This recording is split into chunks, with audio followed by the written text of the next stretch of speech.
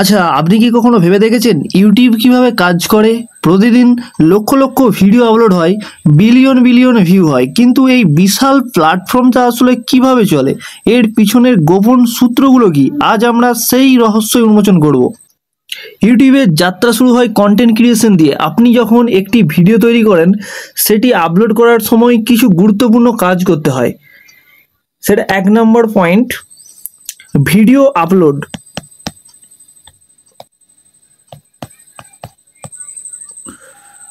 2 number point, title.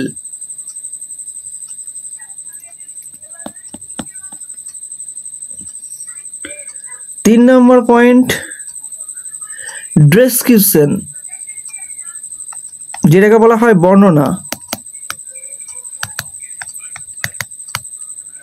And next, tags,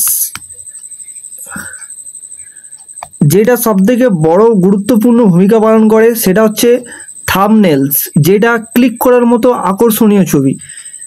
যেন এমন একটা থাম্বনেলস তৈরি করতে হবে যাতে সকলে ভিডিওতে ক্লিক করে ভিডিওর প্রতি আগ্রহী হয়। অ্যান্ড নেক্সট যেটা 6 নম্বর, ক্যাটাগরি বা অডিয়েন্স।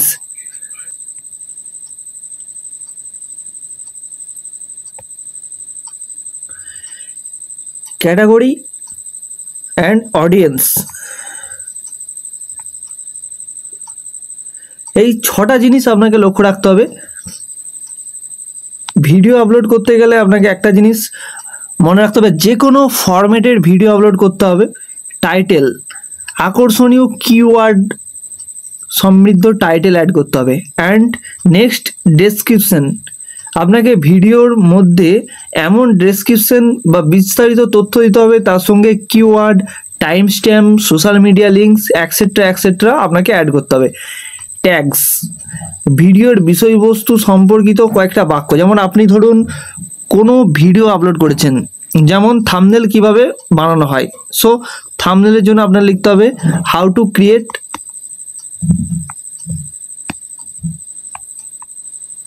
থাম্বনেল। তো এরকম দিয়ে কমা দিয়ে দিলেই হবে, কমা দিয়ে স্পেস দিয়ে দিবেন, অ্যান্ড আপনার ট্যাগস রেডি। এরপর থাম্বনেলস, এমন একটা থাম্বনেলস বানাতে হবে ক্লিক করার মতো একটা আকর্ষণীয় ছবি, যেমন ভেরি অ্যাট্রাকটিভ একটা থাম্বনেল বানাতে হবে, যেমন খুব অ্যাট্রাকটিভ হয়। আরেকটা জিনিস, ক্যাটাগরি অ্যান্ড অডিয়েন্স, আপনাকে ক্যাটাগরি চুজ করতে হবে যে আপনি কোন ক্যাটাগরির ভিডিও বানান, বা ক্যাটাগরিটা সেটা শিশুদের জন্য নির্দিষ্ট কিনা সেটা আপনাকে টিক করতে হবে। এই প্রতিটি ধাপ ইউটিউব অ্যালগরিদমকে আপনার ভিডিও চিনতে এবং সঠিক দর্শনের কাছে পৌঁছে দিতে সাহায্য করবে।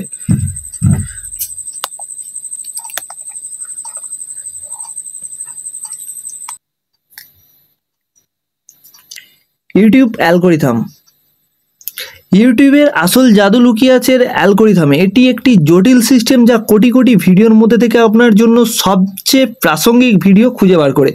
যেমন 1 নম্বর পয়েন্ট, অডিয়েন্স রিটেনশন।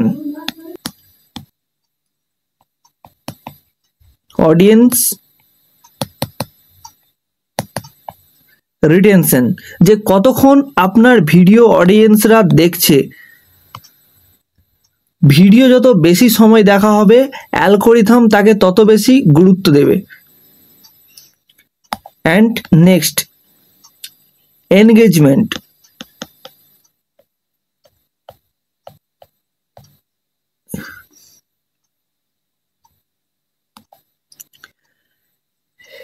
এনগেজমেন্ট বলতে আপনার ভিডিও কত ভিউ হচ্ছে, লাইক, কমেন্ট, শেয়ার, এই সবগুলো ম্যাটার করে।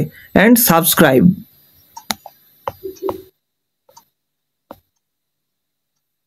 এই জিনিসগুলো বেশি ম্যাটার করে।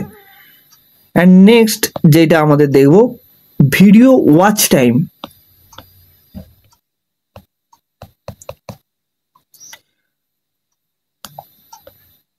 এটি একটি চ্যানেলের ভিডিওগুলো মোট কত সময় ধরে দেখা হয়েছে সেই টাইমিংটা ম্যাটার করে, যে আপনার ভিডিও কত দেখে। আপনি হয়তো জেনে থাকবেন যে আপনার ভিডিও কত ওয়াচ করছে, আপনি অ্যানালাইজ করলে জানতে পারবেন। আমি সব কিছু দেখিয়ে দেবো। আপনি চাইলে এটার একটা স্ক্রিনশট নিয়ে রাখতে পারেন বা আপনার কোনো একটা খাতায় নোট করে রাখতে পারেন। ওয়াচ টাইম, এটি চ্যানেলের ভিডিওগুলো মোট কত সময় ধরে দেখা হয়েছে সেটা ম্যাটার করে, আপনার এটা বেশি ভূমিকা পালন করে। Next, personalisation.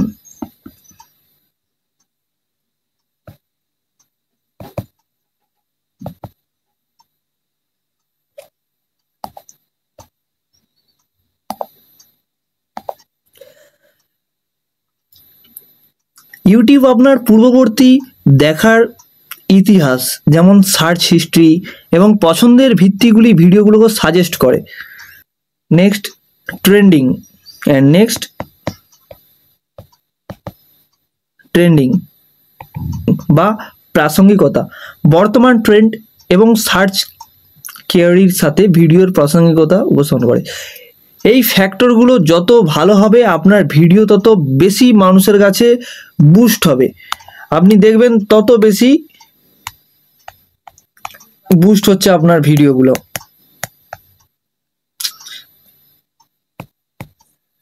আপনি চাইলে এটাকে স্ক্রিনশট মেরে রাখতে পারেন। অ্যান্ড যেটা তৃতীয় ধাপ, নেক্সট, মনিটাইজেশন। এটা আমরা অনেকেই জানি যে ইউটিউবের সাবস্ক্রাইব 100K সাবস্ক্রাইব কমপ্লিট হলে অ্যান্ড দেন 4000 ঘন্টা যদি আমরা ওয়াচ টাইম কমপ্লিট করতে পারি তাহলে আমাদের মনিটাইজেশনটা এনেবল হয়ে যায়। সো এটা নিয়ে আমরা আজকে ডিসকাস করব। তৃতীয় ধাপ যেটা মনিটাইজেশন।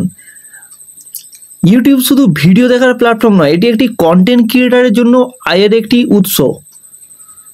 যেমন 1 নাম্বার আপনার পয়েন্ট, ইউটিউবের পার্টনার প্রোগ্রাম।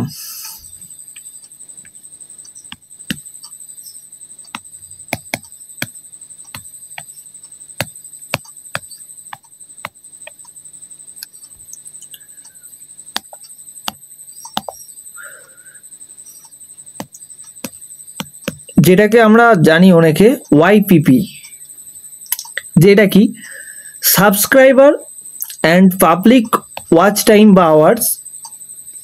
আর একটা নতুন পলিসি যেটা আছে, 90 দিনের মধ্যে 10 মিলিয়ন ভিউ পূরণ করলে আপনার মনিটাইজেশনের জন্য আপনি অ্যাপ্লাই করতে পারবেন।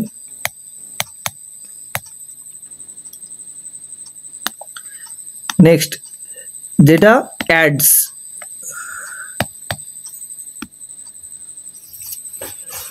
ইউটিউবে যে ভিডিওগুলি দেখানো হয় তাতে বিজ্ঞাপন বা অ্যাডসের মাধ্যমে আপনি আয় করতে পারবেন। আরেকটা জিনিস, চ্যানেল মেম্বারশিপ।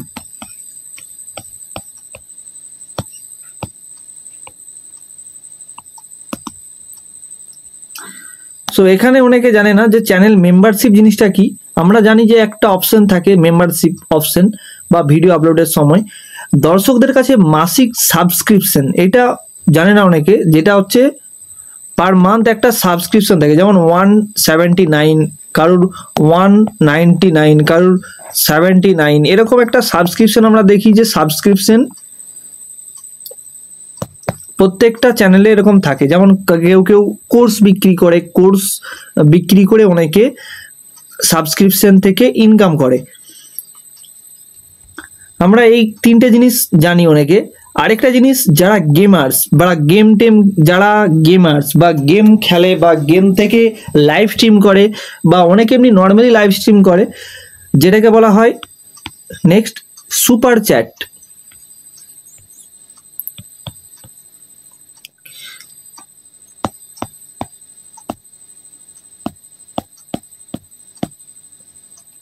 সুপার চ্যাট বা স্টিকার্স, লাইভ স্ট্রিমে আপনি এইভাবেও আর্নিং করতে পারবেন।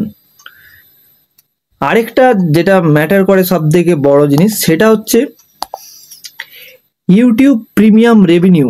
যেটা ইউটিউব প্রিমিয়াম রেভিনিউ।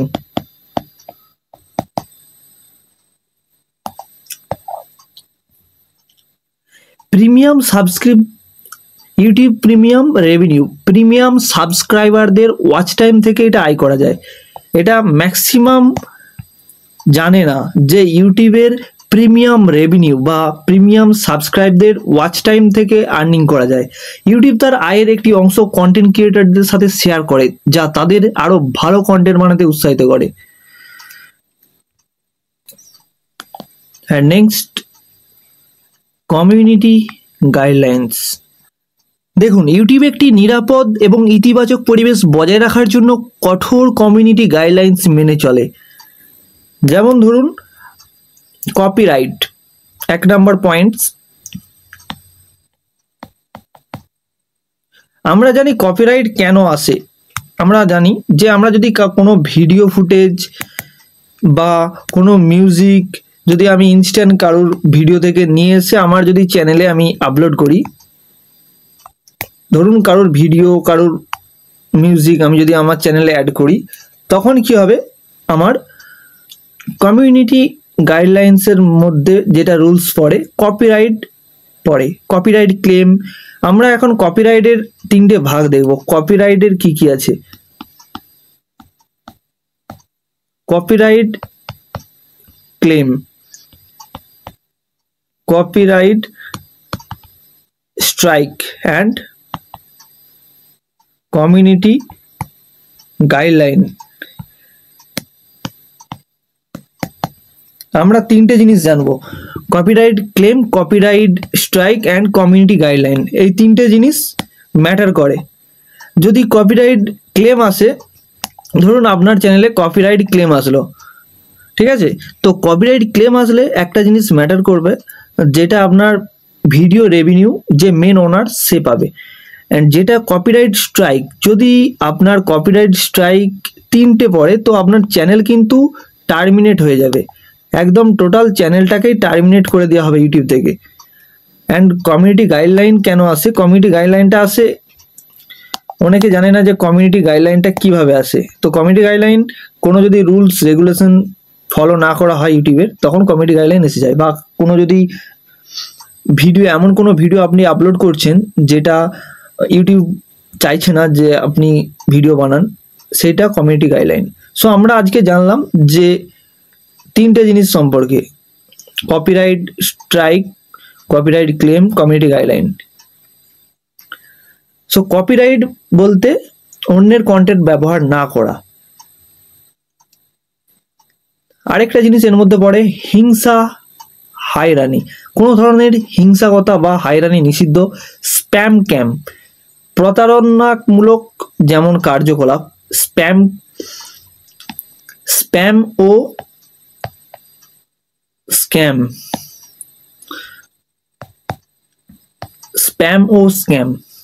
প্রতারণামূলক কার্যকলাপের বিরুদ্ধে কঠোর ব্যবস্থা।